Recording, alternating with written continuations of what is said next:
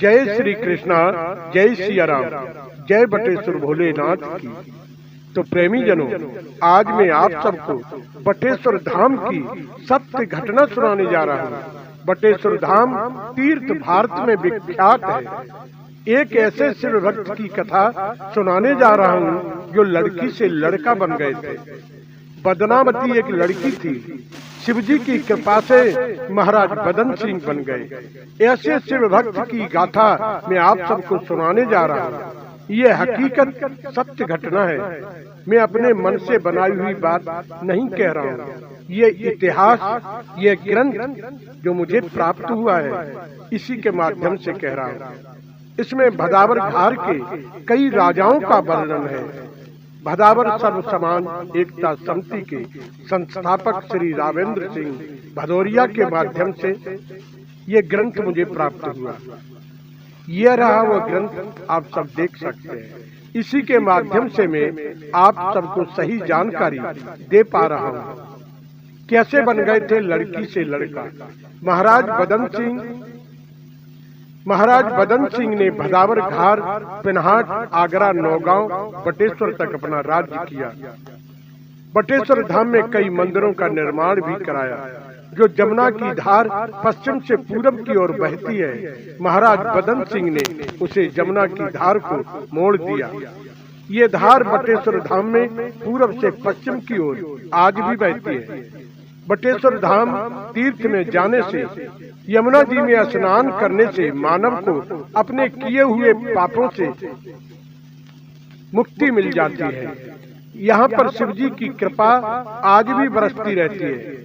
महाराज बदन सिंह बल और पराक्रम में बहुत बड़े योद्धा थे। प्रजा को प्राणों के समान प्यारे थे। महान शिव भक्त अवतारी पुरुष थे। महाराज बदन सिंह, जिनकी कथा सुनने से ही बटेश्वर तीर्थ में जाने से जो फल की प्राप्ति होती है, महाराज बदन सिंह की कथा सुनने से ही प्राप्त हो जाती है। तो प्रेमी जनों, ऐसे शिव भक्त की कथा जन्म से लेकर विवाह तक कैसे बने थे लड़की से लड़का, बदनावती से बन गए महाराज बदन सिंह। कथा पूरी एक बार अंत तक जरूर सुने। तो हम अब कथा की शुरुआत करते हैं। तो प्रेमी जनों, जसवंत सिंह एक मैनपुरी के महाराज थे और कीरत सिंह भदावर के महाराजा थे। इनमें कभी नहीं बनती थी। आए दिन किसी न किसी बात पर झगड़ा होते ही रहते थे। कीरत सिंह शिवजी के बहुत बड़े उपासक थे। अपनी प्रजा से बहुत स्नेह रखते थे और प्रजा भी महाराज कीरत सिंह को प्राणों से भी ज्यादा प्रेम करती थी। जसवंत सिंह कीरत सिंह को सदैव नीचा दिखाने की कोशिश में रहते थे। इनमें कभी नहीं बनती। एक बार मैनपुरी के महाराज जसवंत सिंह ने कीरत सिंह पर कर वसूलना चाहा। सेना को साथ लेकर बटेश्वर धाम में आए। महाराज कीरत सिंह को जब ये पता लगा कि जसवंत सिंह सेना लेकर आए हैं, तो फिर कीरत सिंह ने अपनी सेना को आदेश दिया और जसवंत सिंह को चारों तरफ से घेर लिया। महाभयंकर युद्ध हुआ। जसवंत सिंह की सेना को पराजित करके जसवंत सिंह को बंदी बना लिया। तब दोनों ओर के राजगुरुओं ने मिलकर मध्यस्थता करवाई। तब कीरत सिंह ने जसवंत सिंह को छोड़ दिया और कीरत सिंह ने कहा, यहाँ पर कर वसूल करने कभी मत आना, मैं तुम्हें कर कभी नहीं दे सकता। जसवंत सिंह बहुत ही लज्जित हुए और वहाँ से चले गए और अपने मन में प्रण कर लिया, एक बार इस अपमान का बदला लेकर ही रहूंगा। समय बीतता गया प्रेमियों।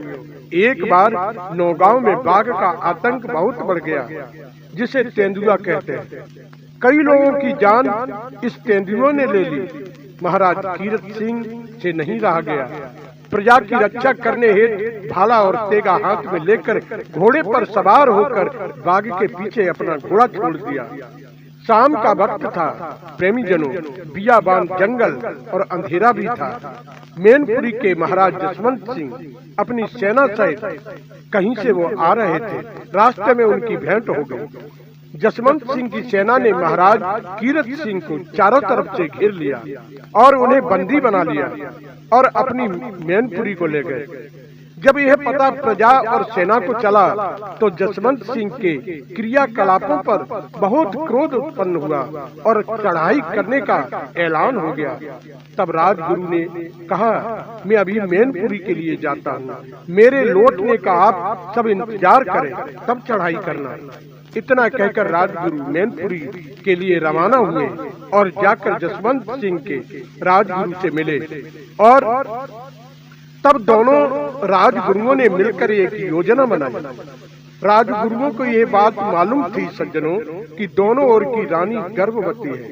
राजगुरु ने सभा में बैठकर दोनों राजाओं के सामने बैठकर यह बात कही, आप दोनों हमेशा तकरार करते ही रहते हैं। हम दोनों राजगुरुओं की इच्छा है कि आप दोनों आपस में मिलकर रहें। एक ऐसा संबंध बनाएं जो कभी भी लड़ाई न हो।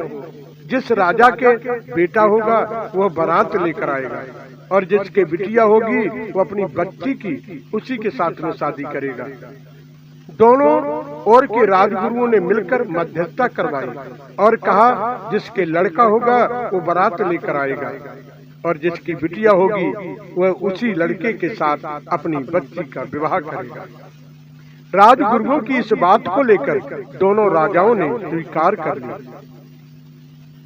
दोनों राजा राजी होकर फिर खान पान सम्मान हुआ, फिर हंसी खुशी का पार नहीं, आदर सत्कार तमाम हुआ। प्रेमियों, होने लगी फिर सभा में देखो जय जयकार, जसवंत सिंह कीरत सिंह दोनों बन गए रिश्तेदार। समय बीतता गया प्रेमी जनों, जसवंत सिंह की रानी ने एक सुंदर कन्या को जन्म दिया। यह सुनकर जसवंत सिंह को बहुत ही हर्ष हुआ। भदावर महाराज कीरत सिंह को सूचित किया गया कि मेरे यहाँ पर तो पुत्री का जन्म हुआ है।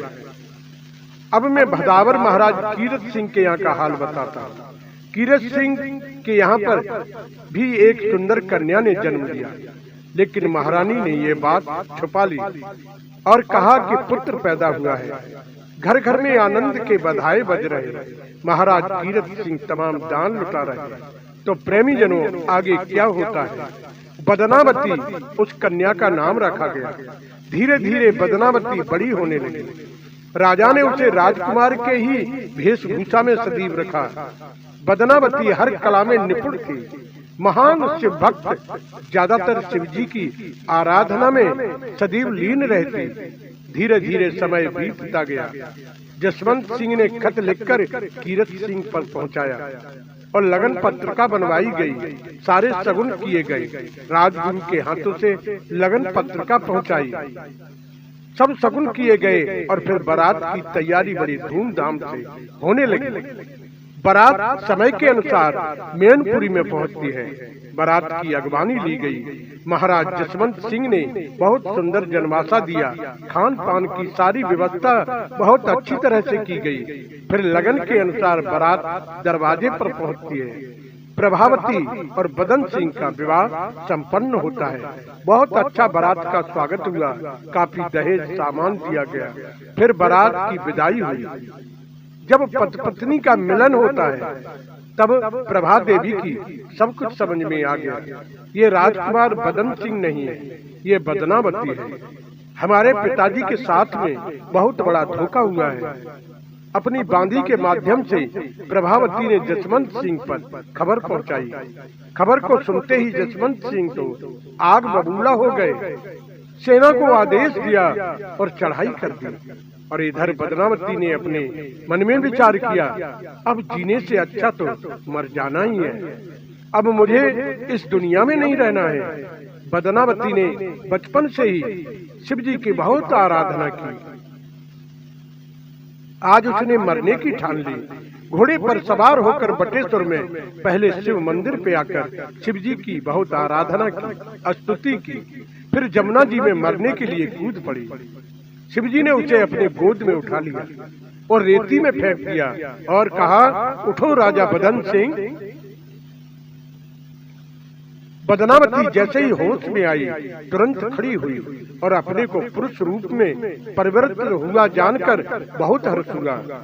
घोड़े पर सवार होकर तुरंत वहां पर गए जहां जसवंत सिंह अपनी सेना सहित चढ़ाई करने वाले थे। जसवंत सिंह ने कहा, कौन हो तुम? तो कहा, मैं राजकुमार बदन सिंह हूं। तो कहा, तुम बदन सिंह नहीं हो सकते, तुम एक लड़की हो, लड़की। राजकुमार बदन सिंह ने कहा, आपकी सेना में कोई ऐसा बहादुर हो जो युद्ध में मेरा सामना कर सके, अभी पता चल जाएगा कि मैं लड़की हूँ कि लड़का। जसवंत सिंह ने कहा, मैं आपकी जांच करना चाहता हूँ, क्या आप लड़की हैं कि लड़का है? मैं इसलिए तुम्हारे यहाँ पर आया हूँ। तब राज्य वेदों द्वारा बदन सिंह की जांच कराई गई तो पुरुष रूप में ही पुष्टि की गई। जसवंत सिंह लौटकर मैनपुरी को चले गए। कीरत सिंह का हर्ष का पारावार नहीं रहा तो प्रेमी जनों इस प्रकार बने थे। बदनावती से बदन सिंह, लड़की से राजकुमार बदन सिंह बन गए। महाराज बदन सिंह महान पराक्रमी, जनता के हितैषी और महान शिव भक्त अवतारी पुरुष थे। आज भी शिव जी की कृपा उन लोगों पर बरसती रहती है जो इस कथा को कहते और प्रेम से सुनते हैं। मैंने आप सबको महान शिव भक्त की गाथा सुनाई है।